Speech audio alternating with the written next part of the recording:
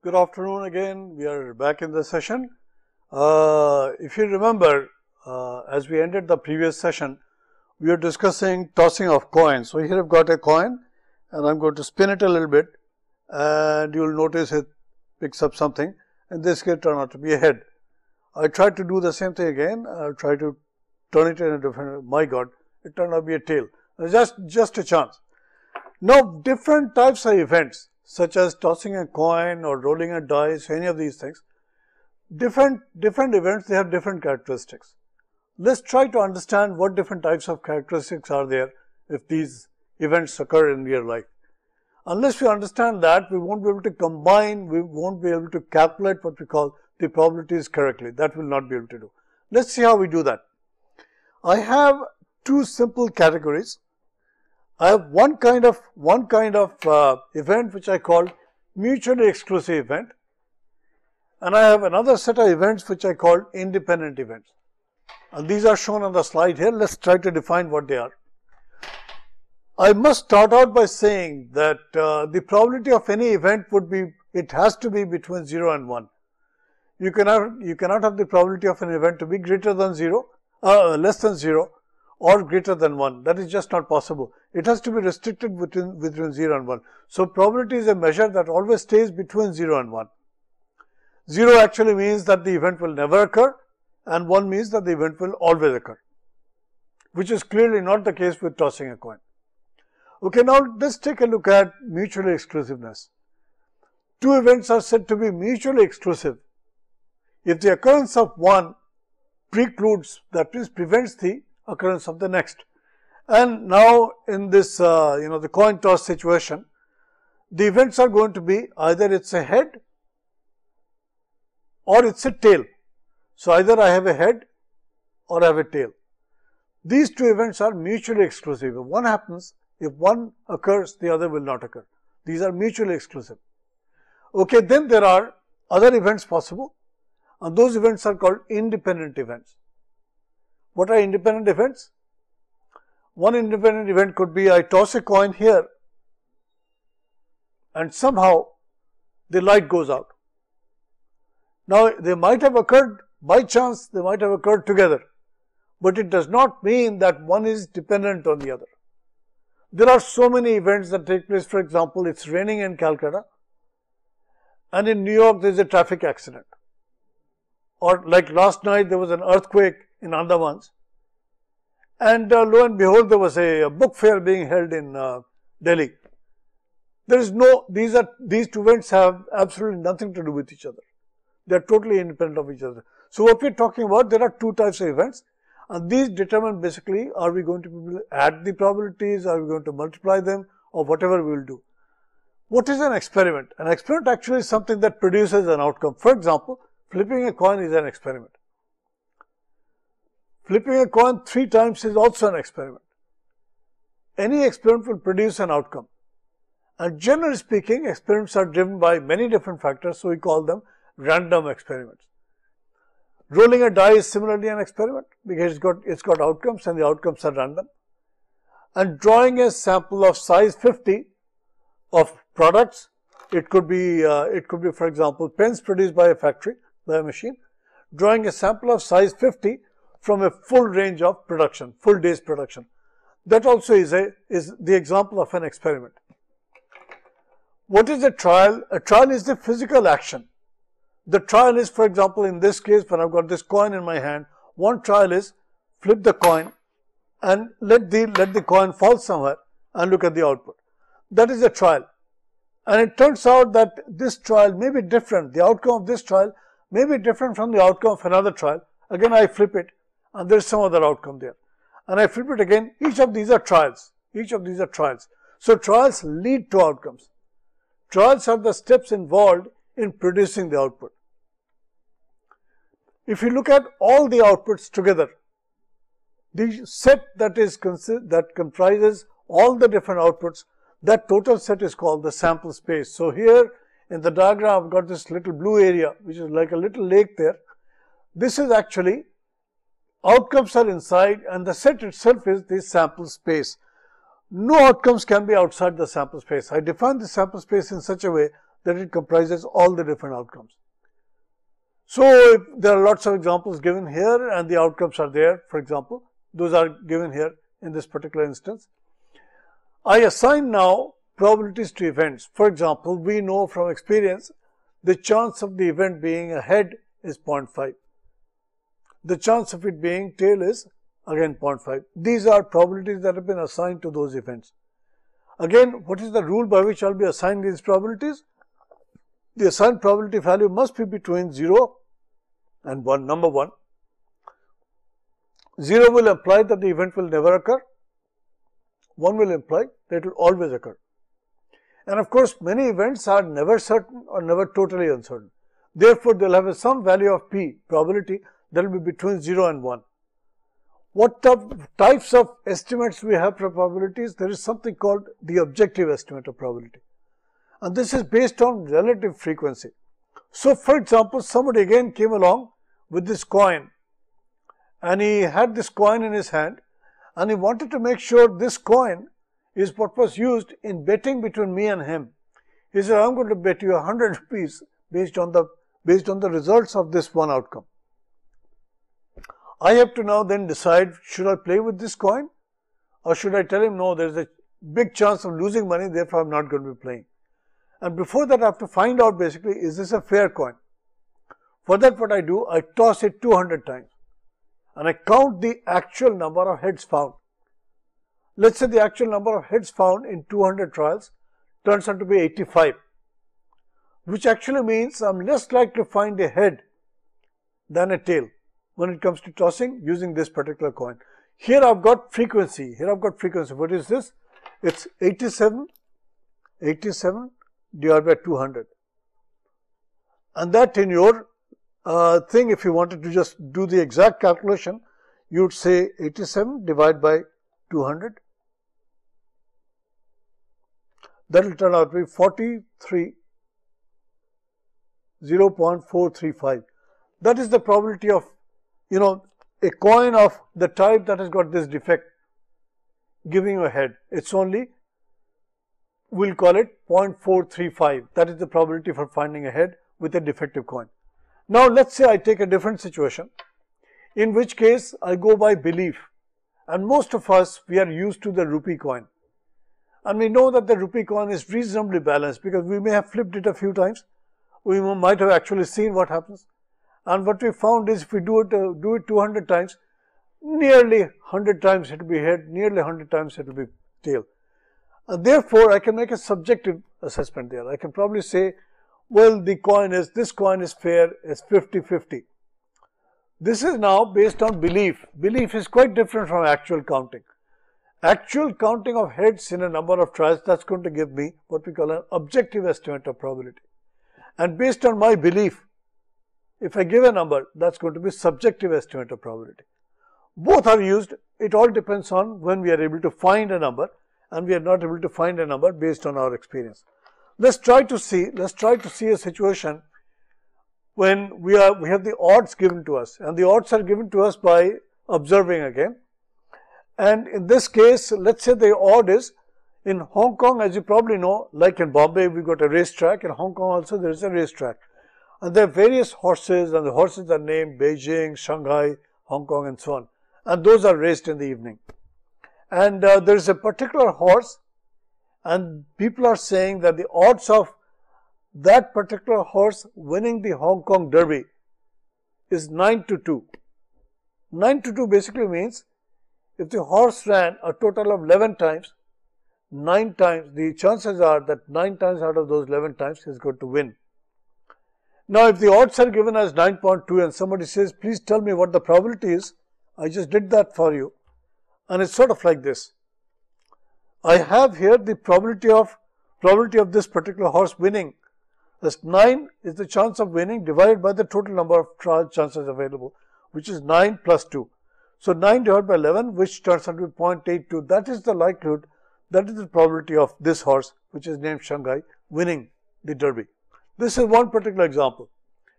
I can have another example, and I'm going to bring another example now for you.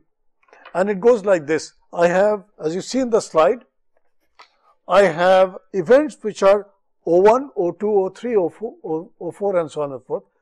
These are going to be various outcomes, k different outcomes that occur when the event A occurs. Any of these occurring, O1, O2, O3, O4, any of them occurring would signify that the event A has occurred.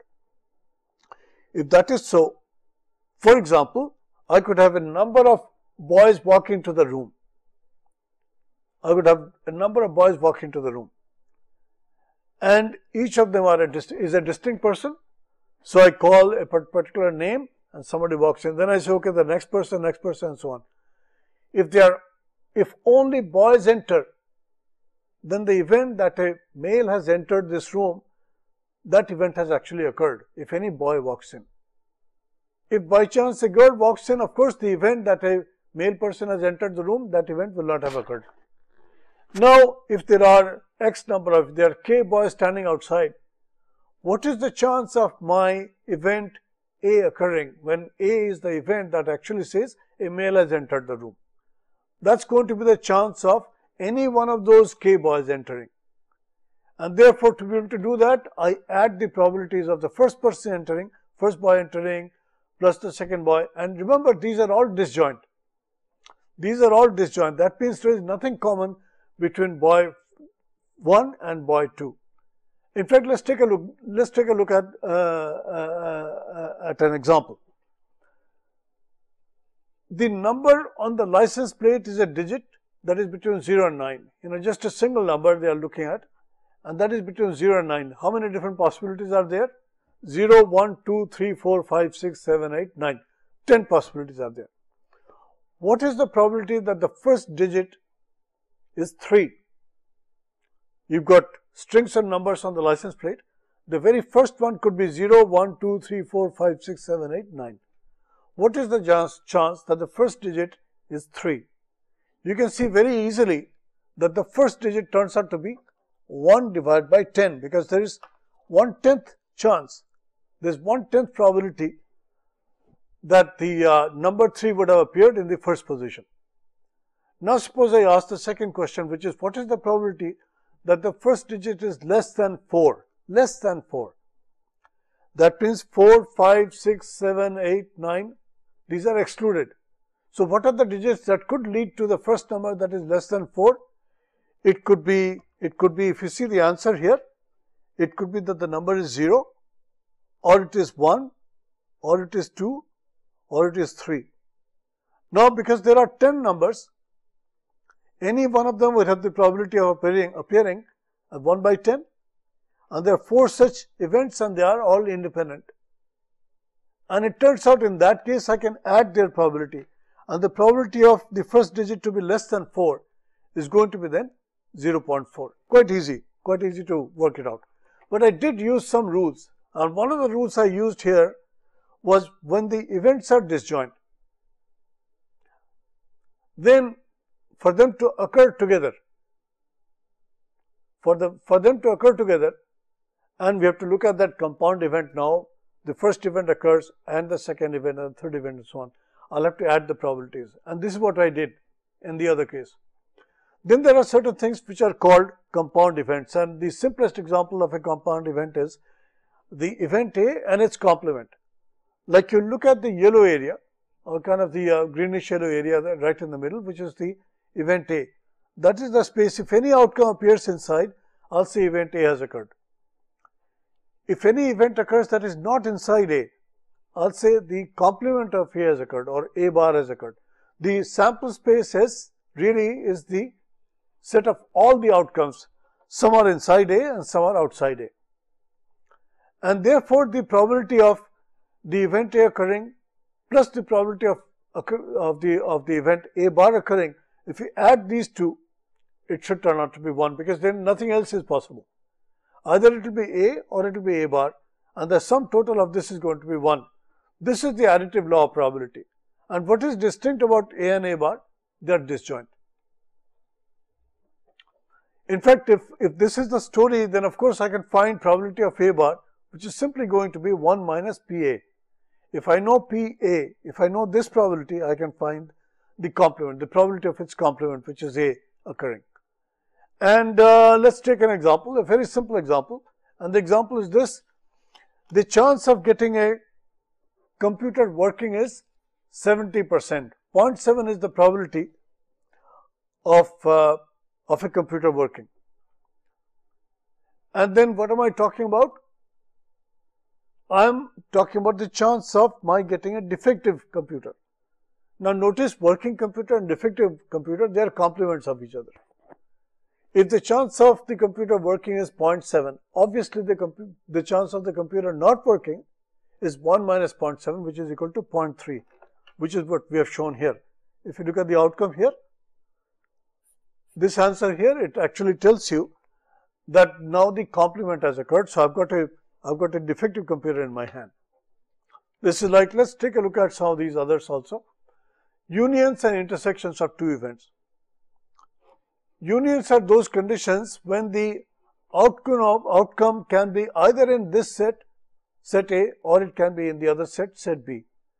Then I say, if the event has occurred in the union of A and B, it has either occurred here or occurred here. So anything that appears either within A or within B will belong to what we call the union of A and B. Notice here, A union B. I put my cursor right there. A union B is basically any outcome that falls either in A or in B. So I actually designate that by saying the outcome is actually either in A or in B. Obviously it could be in both, that also is alright. When I do that, I've worked out what we call the union of two events. What about the intersection of two events? It's going to be only those outcomes that come right in the middle. That means they belong to A and they also belong to B. So these events here, which are inside A and B, these are going to be now at the intersection of A and B. A and B are two different events. A and B, A is the result of certain outcomes together they constitute A, and certain outcomes together again they will constitute B. A and B together, they form the union, and whatever is common between A and B, that forms the intersection of A and B. And that's what we have right in the middle.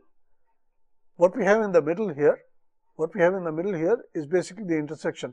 These elements belong to A and also they belong to B. Now we come to what we call the law of adding probabilities, and this is very, very important.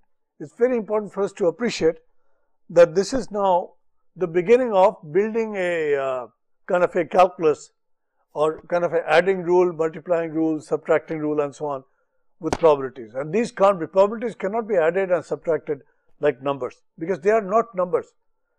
They have the number as appearance, but in themselves they are not counts, they are chances. They are the odds, they are the chances. This is a very, very important rule. The first law is called the additive law of probability. It says the probability of A union B is equal to whatever belongs to A, the chance of that, which is PA, and whatever belongs to B is now union. Union is therefore either in A or in B. That way it will work. But if I just added PA and PB, I'll be adding this whole area and also adding this whole area. Then this area will come once in A and again it will come once in B. Therefore, it will become actually something that is more than A plus B. So what we have to do is, if we have to really look at the probability of A union B, we have to subtract this area, which has now been counted twice. Once it has been counted using A, when I'm counting PA, it is there. A union B, A intersection B is already in A, and A intersection B is also in B. Therefore, I have to take it out. It's been counted twice when I write this expression here. When I write this expression here, PA plus PB, it's already got this guy, this A intersection B counted twice within them. Therefore, I subtracted once. So what is the law now? It says probability of A union B is equal to PA plus PB minus the intersection of A and B, minus the probability of intersection of A and B. That is the additive law. And let's take an example. At Cornell, this is a school where the first year students, they must take chemistry and math. This is a requirement for all first year students entering Cornell. Suppose 15% fail in chemistry. These kids apparently they came from not such a strong high school, and they managed to fail in chemistry. And 12% managed to fail in math. So some people failed in chemistry and some people failed in math. But there were 5% that failed in both. So here I've got this A situation. Situation A is failing in chemistry. Situation B is failing in math. And some people, they failed both in math and also chemistry. If this is so, if the numbers are given like this, suppose a first year student is selected at random. I walk in there and I ask someone to stand up. And I ask him, what about your performance in the school? What do you think is the chance that the student selected would have failed in at least one of the courses? That means he would have failed at least in either in math or in chemistry, or perhaps in both math and chemistry. Let's try to see how we calculate that. Notice here, we are given that the probability that the person fails in chemistry is 0.15. We are also given that the probability that the person fails in math is 0.12. And the fact that the student can fail in chemistry and also in math is 0.05. That is given to us. And what we are talking about is the student failing in any of these courses, either in math or in chemistry or both. So for that, what I need to do is I need to work out the union of all these things. How do I work it out? I write this formula there. At least one really means either in math or in C, of course, or in both. So I do this union. I do math union chemistry. I end up with probability of math plus the probability of chemistry minus the probability of M intersection C. And this I find out because these numbers are given there. I find 0.15 plus 0.12 minus 0.05, and the answer turns out to be 0.22. That is the probability that the student would have failed in at least one of the two courses. He could have failed in both, and that's also counted within this incident. So this is like how I calculate unions. Let's move on here. There is something called mutually exclusive events, and these are tricky events. What kind of events are these? It turns out mutually exclusive events, they preclude the occurrence of the other one. Remember the coin toss experiment. In the coin toss experiment, head and tail, these outcomes are mutually exclusive. So if the event head occurs, tail will not occur. Or if the event tail occurs, head will not occur. This is something that actually is controlled by the nature of the process and the nature of the object that we are looking at and how we are observing things. So there are many examples of mutually exclusive events. When the two can't be even partially intersecting. If that is so, if you look at the union, if I have to say that the probability, I tossed the coins a few times and I wanted to add up the probability of either A or B, either head or tail. If I just wanted to do that, how would I do that? I'd do it by the union formula. Because A and B basically says A or B. If there is nothing between them, notice here there is nothing between them. That means the intersection is 0. It is the same old formula that we were using earlier. But there is nothing inside the section that is common between A and B. It has got null. Null means nothing is there inside that. If that is so, my old formula, which was written as this formula, A union B, and I had here A union B given as PA plus PB minus P intersection C. If A and B are disjoint, if A and B are mutually exclusive, which is like in this case, there is nothing common between them, the expression will then turn out to be P A union B, which is like A or B. It will be PA plus PB. That would be the probability calculation for this. So for mutually exclusive events, I have this simple addition. Let's take a look at two independent events. Can they occur together? Yes, indeed, two independent events can occur together. Like there was an earthquake here yesterday. At night there was an earthquake. And of course, in Delhi they opened some fair. That event also took place. So there was a certain probability that it could have occurred yesterday or any other time. It turns out if I'm looking at these two events, the occurrence of the earthquake and also the occurrence of the opening of the fair in Delhi, these are independent events. They did not influence each other in any way. One could have occurred on its own, the other could have occurred on its own. There is no real dependency between them. If that is so, if I'm looking at their joint occurrence, this word is very important. The word is called joint occurrence.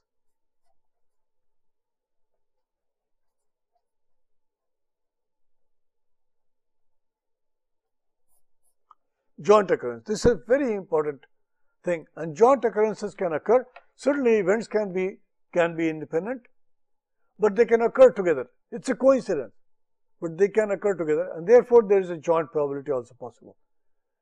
Like for example, there are a lot of examples given here. Flip a coin twice. So I take a coin, again I take a coin and I flip it twice. What is the probability of observing two heads? I toss the same coin twice. Now the first toss has nothing to do with the second toss. And the second toss has nothing to do with the outcome of the first toss. Remember this. And then the event that I am interested in is observing two heads. That means the first occurrence is a head and also the second occurrence is a head. Both the first and the second, they have the same outcome. But they are independent, believe me. So what is the chance of their occurring together? It will be the multiplication of the probability of finding head in the first toss and the probability of there being a head in the second toss. And there, of course, I'll be doing this multiplication. I'll be doing probability A intersection B. And that will turn out to be probability A and B in probability language. It will be PA times PB. So when I did the calculation, I will just describe some of the events here. One event turns out to be like this. What is the probability of observing two heads? And I've written it here, and I hope you can get close to the screen and read them. This is going to be half for the first being head, first toss being head, and half for the second toss being head, and the multiplication of the two turns out to be 1 by 4. That is the joint probability of my finding a head in the first toss and a head in the second toss. Now let's look at the second event. Flip a coin twice, and you can read the event very clearly when you come down to your slide here. The second question says flip a coin twice. What is the probability of getting a head and then a tail? Now I'm talking about getting a head in the first and a tail in the second. Now this is occurring in a very strange way. It turns out I've got a head in the first toss, which is 1 by half, and a tail in the second toss, which is 1 minus 1 by half. And by chance it also happens to be 1 by 4. 1 by half multiplied by 1 by half, and don't confuse this one with the previous 1 by 4 that we had. This is the probability of this particular event, which is like getting a head in the first toss and a tail in the second toss. This will not be so if the coins were asymmetric. If the coins did not give you 50-50 chance of getting a head, the numbers here would be different. Okay, it also says here, I tossed it twice. What is the chance of my getting one head? One head. How will I get one head? The first toss could be a head and the second toss could be a tail. Then I'll get one head. Or the first toss could be a tail and the second toss could be a head. This is the other one. So I've got two ways to get one head. Head and tail or tail and head. The first one is head and tail. I already calculated the probability for that. Head and a tail, that's 1 by 4. And a tail and a head, it turns out to have the same probability. If that is so, I have 1/4 plus 1/4, and my answer turns out to be half. So half is the probability of doing two tosses and finding at least one head. Find exactly one head. Okay, then let's take a look at the third example. There are 3 computers ordered. 3 computers have been ordered, and the probability of any one of them working being in a working state, that means I boot it and it boots up, it's 0.7. Now what kind of event is this? Think of this. 3 separate computers have been installed. Do they influence each other? They don't. Unless, of course, the power supply goes off or something. And if there is a common power supply, then of course all of them will not work. But suppose they have been purchased in a way, they've come from different places perhaps, and the number we are given is 0.7 is the probability of any one of them being defective. What is the chance that all 3 will work? These are independent events. The first one working, the probability of the first one working is 0.7 given to us. The chance of the second computer working is also 0.7 taken by itself, again given to us. The chance of the third one working is also 0.7 given to us. Therefore, an event when all 3 are working, and these are independent events, is going to be 0.7 multiplied by 0.7 multiplied by 0.7, which is what I have. If you look at the bottom of the sheet here, I've got 0.7 that is for the first computer to be working, 0.7 for the second computer to be working, and 0.7 for the third computer to be working. And if I put my calculator here, I do 0.7 multiplied by 0.7 multiplied by 0.7 equal to, that's 0.343. That's what I get in the answer there. This is like, I could do this because the events were independent. And the rule that I used here is the rule that is right in the middle of the sheet here. Probability of A intersection B when A and B are independent is going to be PA times PB. Again, this is how I begin to multiply different probabilities. This is like one very handy way to multiply different probabilities. Let's keep going here. Let's take a look at some other events also. And for that, what I'll do, I'll define the events slightly differently. And this is going to get slowly more and more complicated. Let's look at the slide. The sample space is such that I'm looking at 3 children being born. And they are being born in the same family. So they have a sequence in which they are being born. And now what is the sample space? What is the set of all the different outcomes? The first child could be a boy or a girl. So for the first child, I already have either a boy or a girl as the possibility for the first child.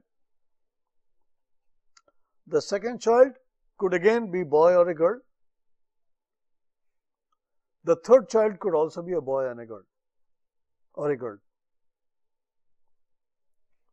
No sequence is implied here, just that these 2 possibilities are there for the first child, these 2 for the second, these 2 for the third.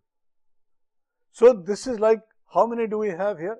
I've got 2 multiplied by 2 multiplied by 2. I have a total of 8 different possibilities for my having 3 children, which are like either it could be boy, boy, boy, or boy, boy, girl, or girl, boy, boy, and so on and so forth. If I do that, if you look at the sample space is shown in the screen here. 3 children, I've got the first outcome as, or first possible outcome is boy, boy, boy. Then I've got boy, boy, girl. Then I've got boy, girl, boy. Then I've got boy, girl, girl. I've got girl, boy, boy. I've got girl, boy, girl. Girl, girl, boy, and girl, girl, girl. These are the only possibilities. No other possibilities there. I've exhausted all the possibilities when any one of them can be either a boy or a girl. These are, of course, simple events. And these are actually, they can also be called single events. Now, that was how I defined these events. I defined them to be single, simple, atomic events. That's what they are. So, whatever the family has, the outcome is, it's a simple event that they have a boy, then they have a girl, and then they have a girl again. It's an event. Let's try to see if we could make it more complicated. To try to do that, what we'll have to do is, we'll have to find the probability of a simple event. Remember, we had 8 outcomes. We had a total of 8 combinations possible. If 8 combinations are possible, then any one of them occurring, if they are all equally likely, is 1 divided by the total number of outcomes. So, the total number of outcomes in this case is 8. Therefore, the chance of any of those simple events, boy, boy, girl, or girl, boy, boy, or boy, boy, boy, and so on, any one of them will have the same probability, and that's going to be equal to 1 divided by 8.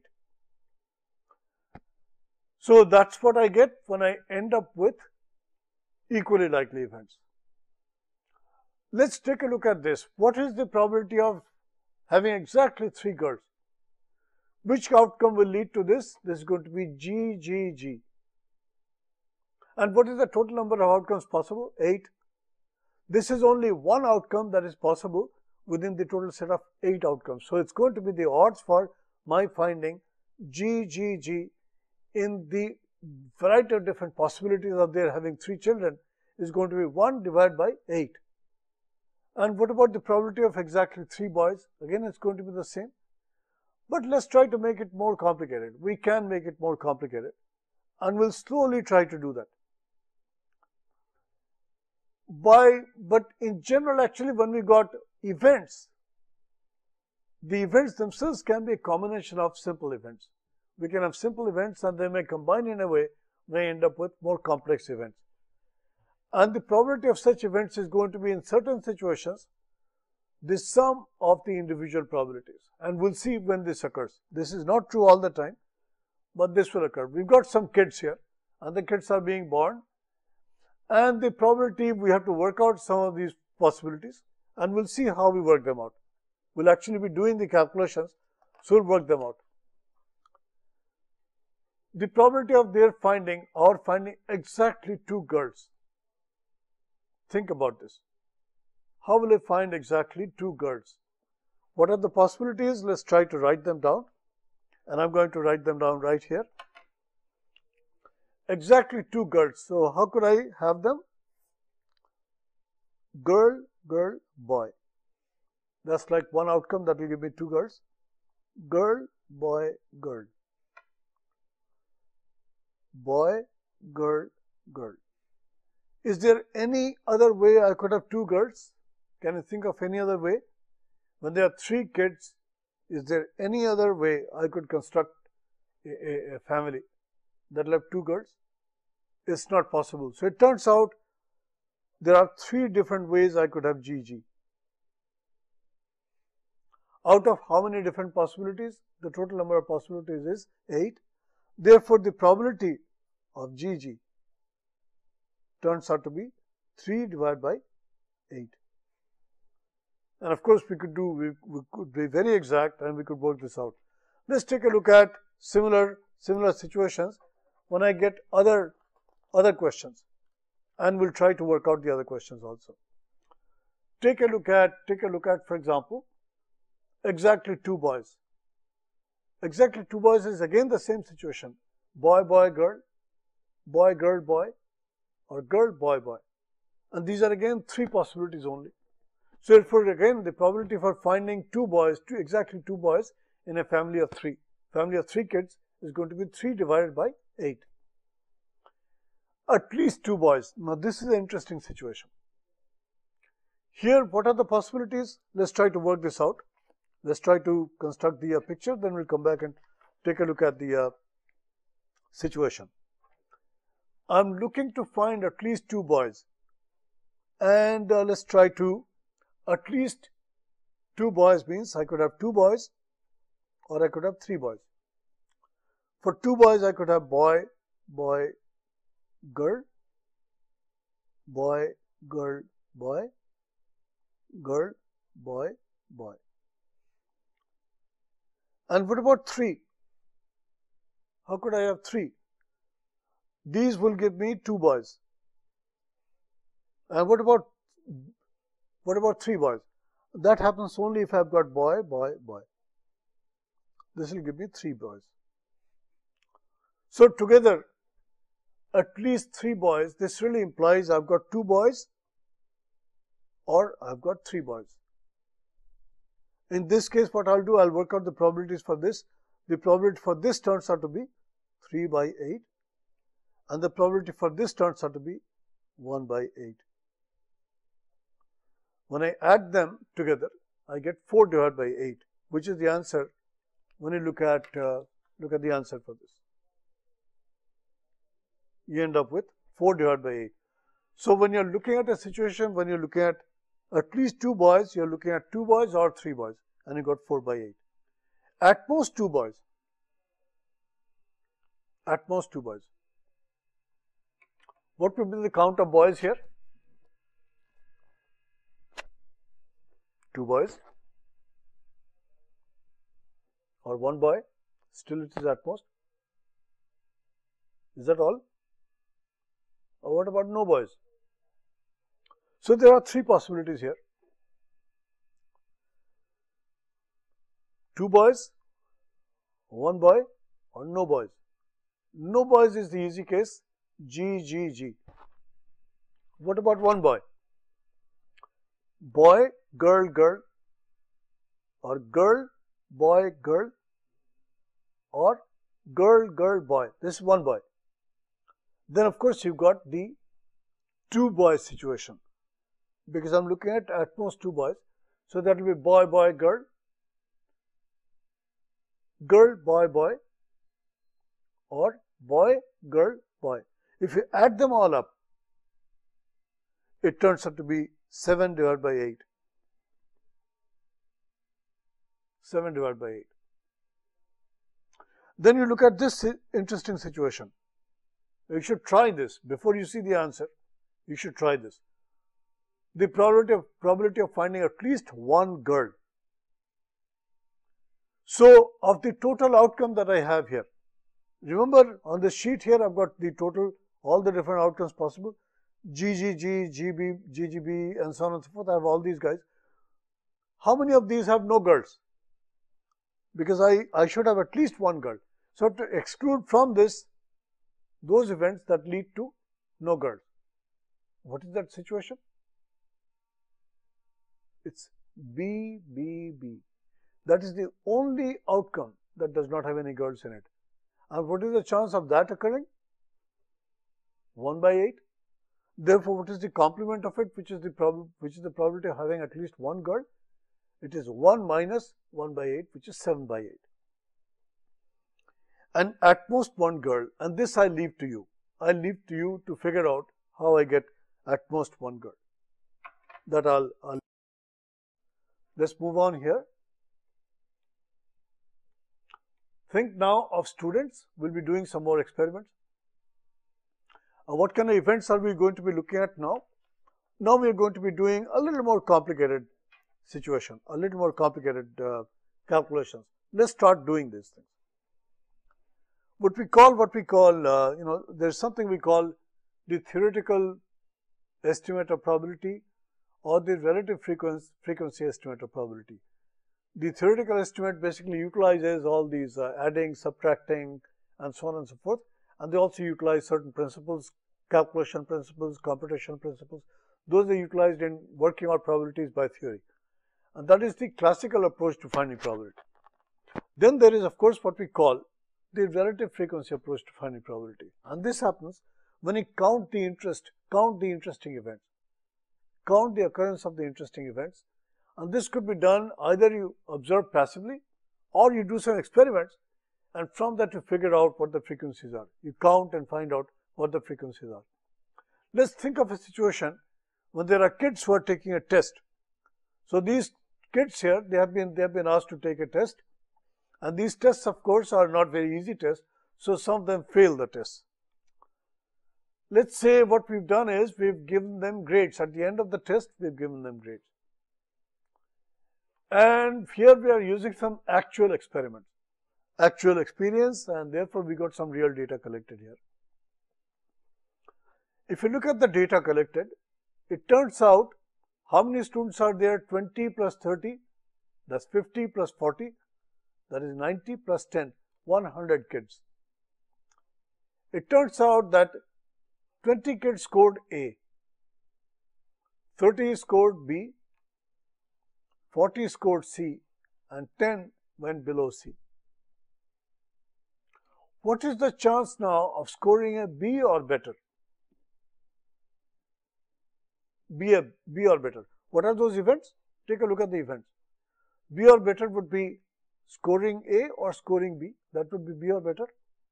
What is the frequency there? 20 plus 30 divided by the total number, which is 100. So that turns out to be, in this case, to be something very straightforward, 0.5. and I've just written it down, and I've got this little calculation there, and you can really see that the calculation shows you first the total count of all the boys or all the students, and then I've got here scoring B or better. So I've got so many 20% score B, 30% score C. So it turns out overall 50% or 0.5 is the probability of a randomly picked student to have found B, to have found or better, either B or better. That's like this thing. Let's try to make this a little more complicated. So here what did I do? I just used empirical probability. Empirical is based on real data. Whenever I talk about empirical work, I actually mean you actually go out and observe, and you write down the numbers and you do some calculation, you utilize your calculator, and from that you do the calculation. If you're doing this, you're doing empirical work. If you're using it only on the basis of subjectivity or some calculation, you might be using some classical principles. Of course, both approaches could be taken. It all depends on what the situation is like. If there is no way to calculate real data, to observe real data, you may have to do some subjective assessment of what that probability is. Let's take a look at this other problem here. I've constructed what we call a two-way table. And notice here the two-way table is kind of tricky. I have male and female students on one side, and I have students who scored A or who scored less than A shown on the other side. So here this is more like a little matrix. I have one dimension. The rows here are marked male and female, and the columns are marked A and less than A, got less than A.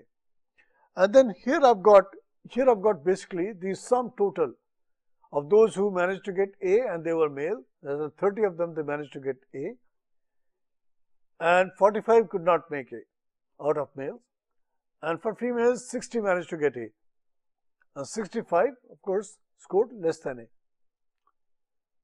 What I need to do is I need to solve this problem, and I will first pose the problem, of course. And what is the problem? The problem is this: find the probability of a male having, if you randomly approach a student, what is the chance he will be a male? What is the chance he would have scored A? That is probability of PA. A randomly picked student, has he scored A? And what is the chance that he scored A and also he is male? What is that chance? Now, to be able to do that, we need some theory. We'll have to really see. This I could not do just by counting or something. I'll have to work out some theory. Just by doing what we did here, we would not be able to do it. So let's see what kind of theory we utilize. And I'm going to show that to you by showing you first the solution to this. And then we'll explain the theory to you.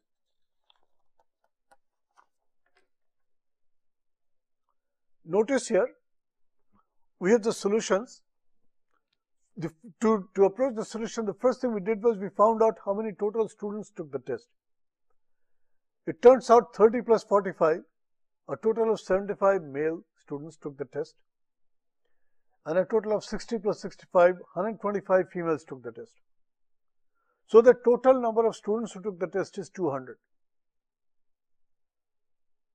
And now if you look at how many got A, that is 110, that's 45 plus 65, they managed to score A out of 200.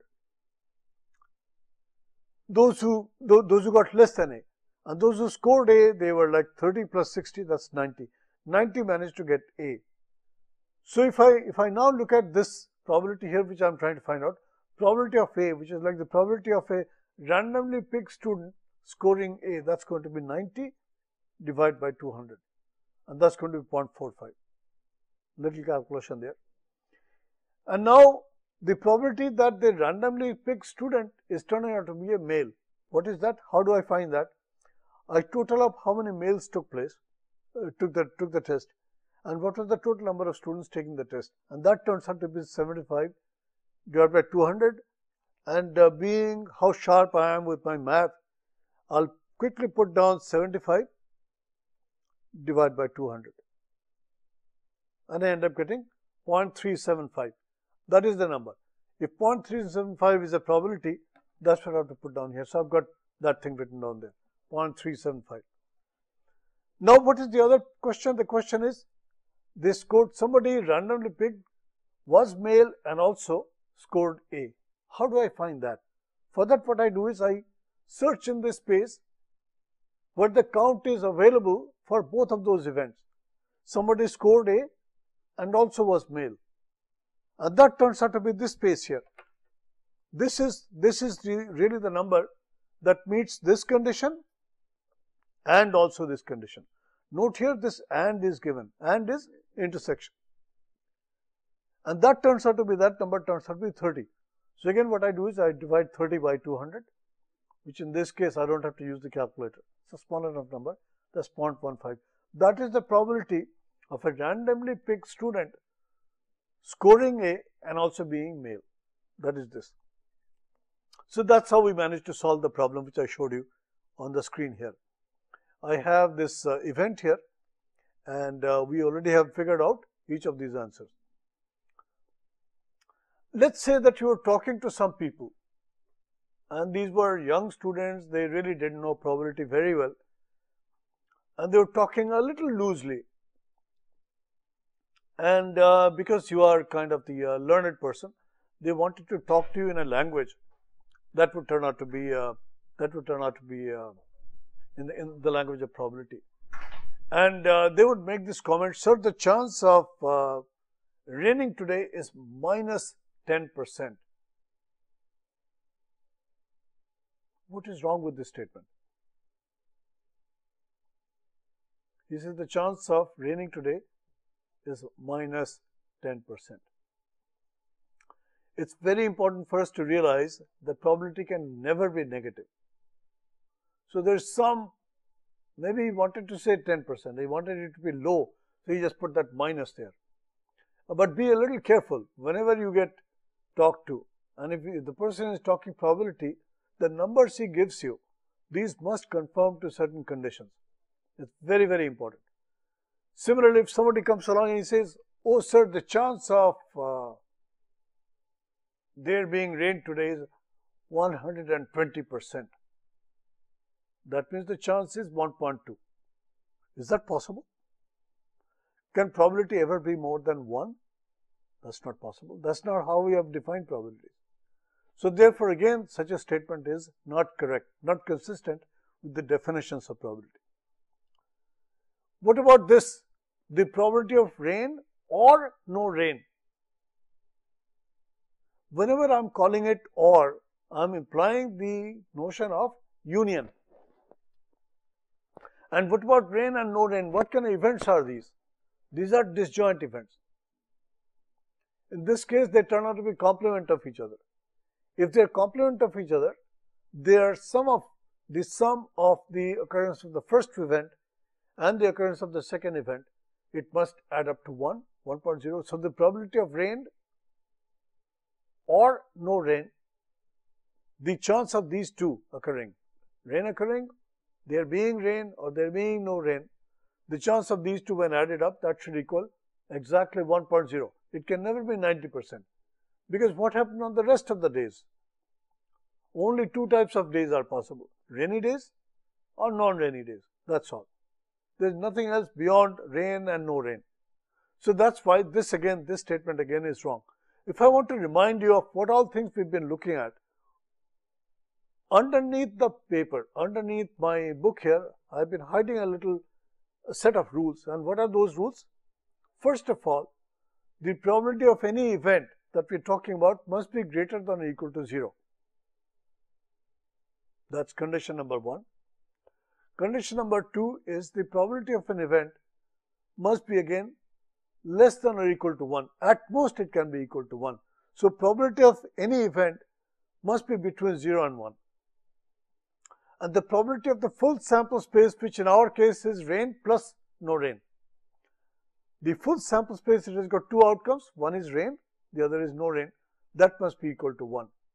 These came from a Russian mathematician, his name is Kolmogorov.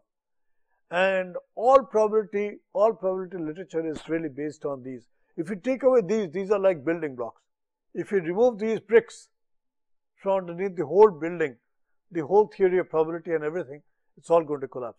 So you got to make sure whenever you get statements like the ones that are written in red here, whenever you get these statements must be valid against these conditions here. So what are the rules? Let's take a quick look at the rules. If A and B are there, if A and B are two events, then the complement rule says probability of A and the probability of no rain or no A, that's going to be 1. So A is inside the white area there, and not A is the area that is outside A, that is there. This is the complementary rule. And what we have done here, we've used this set theoretic notation. And we define union to be like this: A or B. And the other one is A intersection B, in which case the Venn diagram, these diagrams are called Venn diagrams, it shows what is common between A and B, and that is this intersection. And this is to be very, very clearly stated. You should, whenever you define events, and particularly when we define compound events, you got to make sure you define very clearly, is it a union or is it an intersection?